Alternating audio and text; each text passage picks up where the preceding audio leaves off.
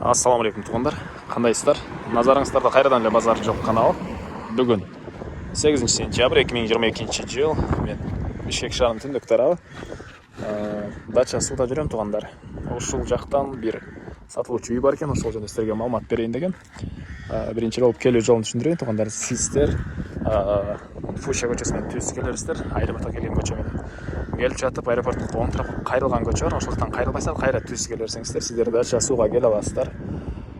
Келип, бул жакта оң тарапты карап келсеңиздер, остановка жана авиатор деген мондай дүкөн, кафе бар экен. Ошонун жанында мечит деле бар. Ошол көчөнүн ортосунан түз чыгышты карай басып барсаңыздар, сатылуучу үйүбүз жайгашкан. Анан бул жакка чейин 3 маршрутка жана по пути машине таксилер келет. Бишкек шаарынан түз. Мына ушундай сатылуучу 100 чейин деле бир маршрутка барат экен туугандар. Анда эмесе мен сатылуучуга карай жол алдым. Сиздер лайктан басып өз оюңуздарды комментарийге жазып туруңуздар. Мынакей туугандар, келүү жолун түшүндүргөнчө бүгүнкү чыгарылыштагы сатылуучу үйгө да жетип келип калдым. Бул мынакей көчө тараптан көрүнүшү туугандар. Көрүп тургандыктей көчө асфальт экен. Көчө тараптан пескоблок менен тосулган. Анан көрүп турганыңыздардай ворот орнотулган.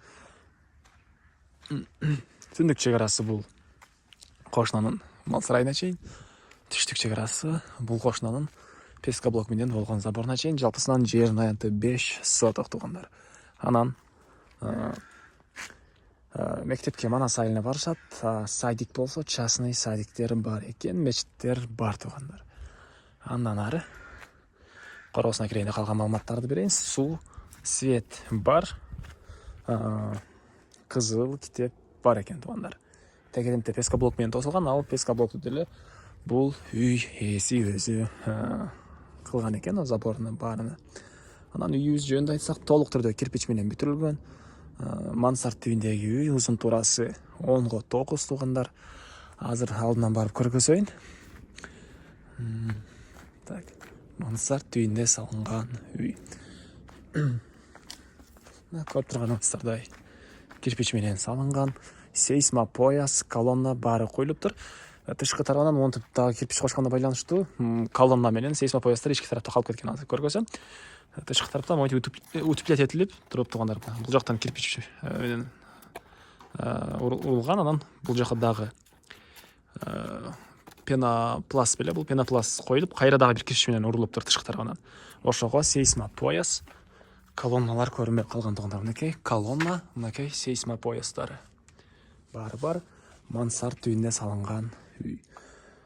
Фундаментине деле сейсмопоястарына баарын арматураларды тыштап өзүбүз үчүн салганбыз дейт үйдү. Бирок азыркы учурда жумуштары башка регионго жылып кеткенине байланыштуу саткан учурум дейт үй ээси. Мына ушундай туугандар. Мынакей бул бөлмөлөрдүн көрүнүшү. Үйүбүз ушул даражага чейин бүтүрүлгөн туугандар. Мынакей. Ушул даражага чейин бүтүрүлгөн.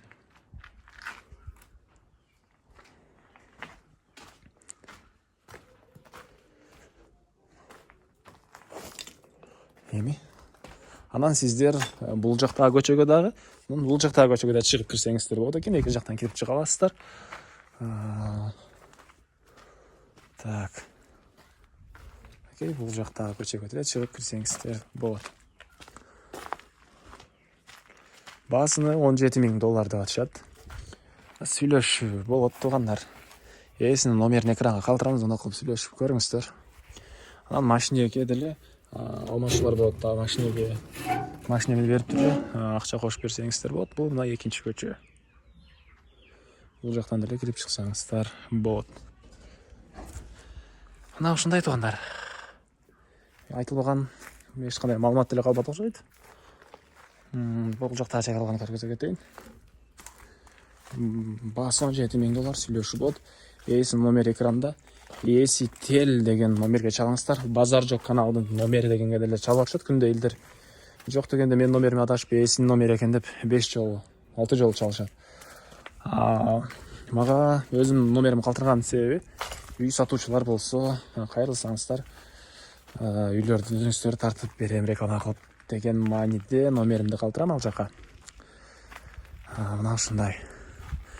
Анда эмесе мен сиздер менен коштошом туугандар. Кийинки чыгарышка чейин саламатта калыңыздар.